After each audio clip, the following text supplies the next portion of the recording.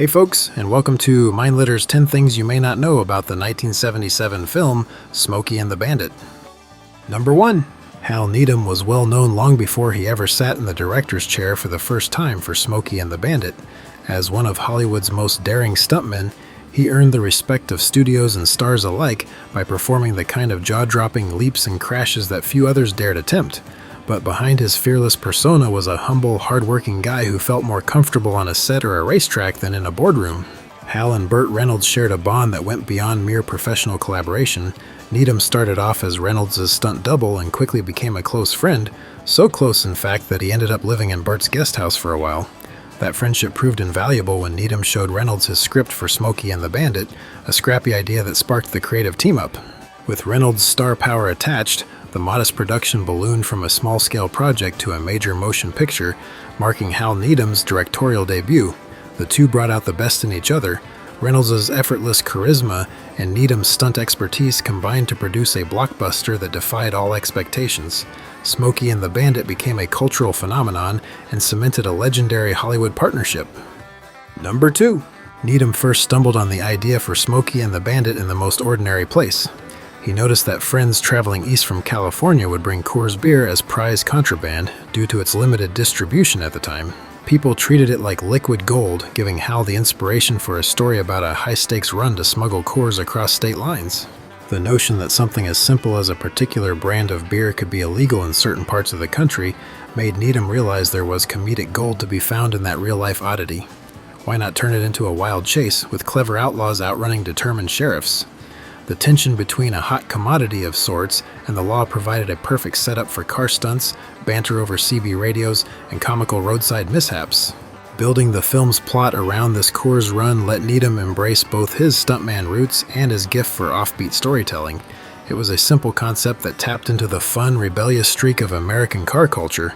Without that seemingly innocent quirk of beer distribution laws, Smokey and the Bandit might never have emerged as the cinematic phenomenon we still celebrate today. Number 3. Burt Reynolds didn't have to look far for inspiration when it came to the Buford T. Justice character. Growing up, Burt heard all sorts of colorful tales from his father, who served as a police chief in Florida. One story in particular stood out to him, a tough, no-nonsense sheriff whose name alone was enough to make people think twice about pushing their luck on the road. As Burt recalled these anecdotes, he found the perfect muse for the loud, larger-than-life lawman destined to chase the bandit down across state lines. The real-life sheriff's brash style and unforgettable personality gave Reynolds and director Hal Needham a foundation on which Gleason could build his iconic performance. The character's constant stream of put-downs and over-the-top threats had roots in authentic run-ins between the law and local troublemakers. Of course, Buford T. Justice grew bigger than life once Gleason got a hold of him, exaggerating the real sheriff's quirks into comedic gold. But beneath the outlandish one-liners and comedic bumbling was a kernel of truth. A nod to the plain-talking, iron-willed authority figures you could still find patrolling stretches of American highways. It was that dose of realism mixed with outrageous theatrics that made Buford T. Justice so unforgettable. Number 4. When Burt Reynolds agreed to star in Smokey and the Bandit, it turned heads all over Hollywood. At the time, he was one of America's top box office draws, and his name on a marquee could mean the difference between a modest drive-in flick and a major production. Sure enough, the moment he signed on, the film's budget ballooned from roughly $1 million to over $4 million overnight. That sudden influx of financial backing changed the scale of the production. The creative team felt they could aim bigger with more elaborate stunts, a further polished look, and the leeway to shoot on location for that authentic Southern flair. No longer just a scrappy passion project for a first-time director Hal Needham, Smokey and the Bandit was poised to be a serious theatrical contender. From Reynolds' perspective, it was a chance to tackle a fun, action comedy that played to his charismatic strengths. From the studio's perspective, signing Reynolds meant a much wider audience and a chance to ride his star power into a likely box office success. The gamble paid off. With Reynolds in the lead, the movie sped across the country as one of 1977's biggest hits. Number 5. Despite assumptions by most that the Bandit's car was a 1977 model Pontiac Trans Am, it was actually a 1976 model, as the 77s with the updated front end weren't yet released at the time of production. However, Pontiac provided 3 1976 Trans Ams that had been specially fitted with the then-upcoming restyled 1977 front end to be used for the film, giving viewers a cinematic preview of what was about to roll off the assembly line.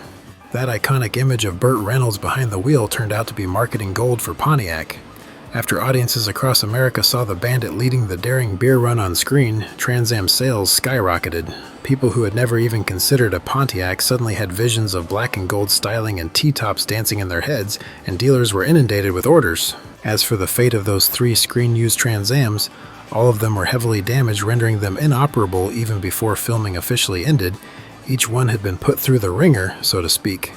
The jumps, rough terrain driving, and high-speed shenanigans left every Trans Am too structurally damaged to be repaired, resulting in all 3 Trans Ams being scrapped post-production. Number 6. Needham's original script for the film was famously short, around only 30 pages long, more of a rough outline than a fully planned-out screenplay. This loose framework gave the cast lots of flexibility to play off each other and riff on set. With only the plot basics nailed down, that being the Coors run, the chase, and the main characters' personalities, it became open season for quick wit and spontaneous banter. Gleason, in particular, took this improvisational spirit to heart. A veteran of television comedy, he had a gift for spouting one-liners in the heat of the moment. Needham encouraged him to run wild, trusting that Gleason's larger-than-life persona would yield the perfect mix of blustering authority and off-the-cuff humor, and the many creative insults Buford T. Justice hurls at his son, and others weren't scripted, they were spirited strokes of his pure comedic genius. This on-the-fly scripting approach lent Smokey and the Bandit a fresh, unpredictable energy that set it apart from more formulaic comedies of the era.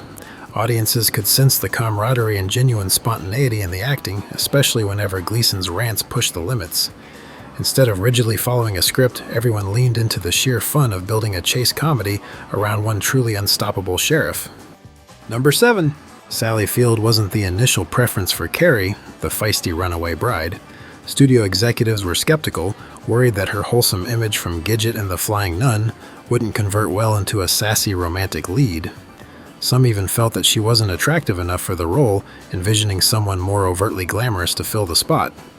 However, Burt Reynolds persisted that she had the necessary talent for the part and fought for her casting. Once filming began, she proved to be the perfect fit. Field brought a bubbly charm and sharp comedic timing, transforming Carrie into a delightful counterpart to Reynolds' charismatic Bandit. Her no-nonsense spunk balanced out the testosterone-fueled trucking world, and audiences gravitated to her as quickly as Bandit himself did.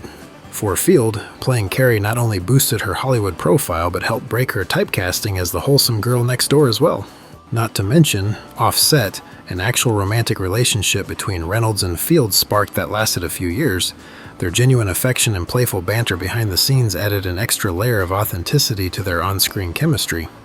In many ways, Smokey and the Bandit launched Field into a new phase of her career, one where she would go on to win multiple Oscars and establish herself as a respected leading actress for decades to come. Number 8. Needham had no time to waste when shooting Smokey and the Bandit. With Burt Reynolds' schedule packed tight and the larger budget once he signed on, production was crammed into a hectic only 18 days. The team often worked long hours, bouncing from one stunt or chase scene to the next with barely a break. For everyone involved, it was an adrenaline-fueled sprint to get the film wrapped up before their star had to rush off to his next big gig. Despite the movie's storyline of a wild beer run from Texarkana, Texas to Atlanta, Georgia, many scenes were actually captured within the Peach State itself. The crew made clever use of back roads and highways around cities like Jonesboro, McDonough, and nearby areas to stand in for a variety of southern locales. A handful of scenes were also shot in Florida, reflecting the filmmaker's need for accessible, cost-effective spots that could seamlessly match the script's crisscrossing journey. These fitting backdrops, combined with the intense breakneck filming pace, solidified the film's sense of authenticity and spontaneity. Everyone on set was hustling, improvising, and collaborating to ensure they stayed on time and on budget. Meanwhile, Needham's stunt-heavy approach kept audiences from doubting a single mile of the Bandit's frantic escapade, even if some of those Georgia roads were just doubling for Texas and beyond. Number 9. Although Jerry Reed's character Snowman may have spent most of the time behind the wheel of a big rig in the film, he never actually drove any big rig trucks for real. Production used close-up shots and staged towed driving scenes to make it appear as though he was driving the truck, though actual truck drivers were piloting the big rigs on screen, with skilled stunt drivers handling any challenging maneuvers. It was orchestrated so seamlessly, though, that audiences were none the wiser. Reed's involvement in the movie also helped propel his music career, despite the fact that he was already recognized in country circles. Needing a catchy theme song on short notice, Reed actually wrote Eastbound and Down in just about an hour, delivering a timeless anthem that still captures the film's freewheeling spirit. The track quickly became one of his signature hits, boosting his visibility in country music significantly. Ironically, Reed was the lowest paid principal actor in Smokey and the Bandit, receiving a relatively modest sum compared to Burt Reynolds and the other stars. Despite that, his charm, comedic timing, and musical talents made him an indispensable piece of the movie's success, ensuring that Snowman remains one of the film's most beloved characters. Number 10. During production, there was an unexpected stunt work error when Sheriff Buford T. Justice's police car ended up clipping the front end of Snowman's truck, resulting in the comedic spin-out scene. This incident wasn't intentional or expected, and the cast and crew were briefly startled by the mishap. Rather than cutting the footage and using the intended clean, no-contact overtaking of Snowman's rig, Needham saw its potential and opted to leave it in. Additionally, the hilarious reactions seen to it for Jackie Gleason became one of the most memorable in the film. Well, there you have it, folks. Thanks for watching, and make sure to hit that subscribe button if you like what you saw here. You guys are all great. See you next time.